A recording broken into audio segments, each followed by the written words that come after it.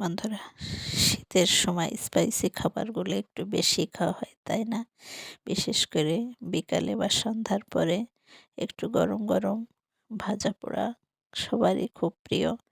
তো এই যে চলে আসলাম, হালকা একটু ডাউল নিয়েছি আর আলা চাউল ব্লেন্ড করে নিয়েছি, সাথে নিয়েছি পেঁয়াজ কুচি, রসুন কুচি, আদা কুচি, মরিচ, লবণ, হলুদ আর কালো জিরা সব মিলিয়ে গরম গরম পাকোড়া বানাবো, চলেন যাই। আর সাথে চা তো থাকছেই, তাই না? বিকেলবেলা এমন একটা নাস্তা হতে পারে আপনার আড্ডার দারুণ একটি বিষয়। তো গরম গরম পাকোড়া বানিয়ে আড্ডাটাকে জমিয়ে নিন।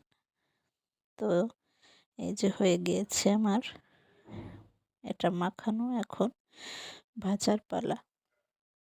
কালিজিরাটা আমাদের ভীষণ উপকার করবে।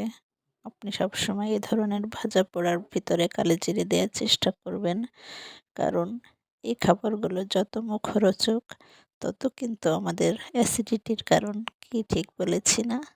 তো এই জন্য আদা আর কালিজিরাটা অবশ্যই দেবেন, হজমে উপকার হবে এবং গ্যাস থেকে অন্তত অনেকটা রক্ষা পাবে। তো এই যে পাকোড়া হয়ে গিয়েছে, সাথে দিয়েছিলাম একটি সবজি, পুঁইশাক পাতা কুচি কুচি করে, সেটা আপনাদের দেখাইনি। তো যাই হোক, মাফ করবেন, ভুলে গিয়েছিলাম।